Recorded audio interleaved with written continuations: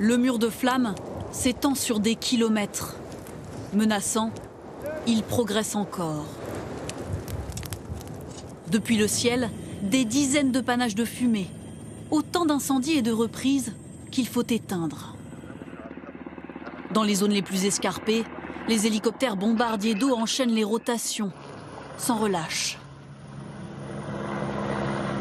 2 semaines de lutte éreintante pour les pompiers espagnols. C'est bien reçu. On maintient la pression. Depuis plusieurs jours, ils peuvent compter sur des renforts venus de toute l'Europe, de France notamment, comme cette unité de la sécurité civile. En France, on a du mal à imaginer l'importance et l'énormité de ces feux qui font jusqu'à 40 000, 50 000 hectares. Il y en a plusieurs, jusqu'à une dizaine encore qui sont actifs, entre 2 000 et 50 000 hectares, avec des moyens forcément limités, puisque les feux sont très nombreux. Et donc on a encore beaucoup de travail. La France a déployé 66 militaires et pompiers,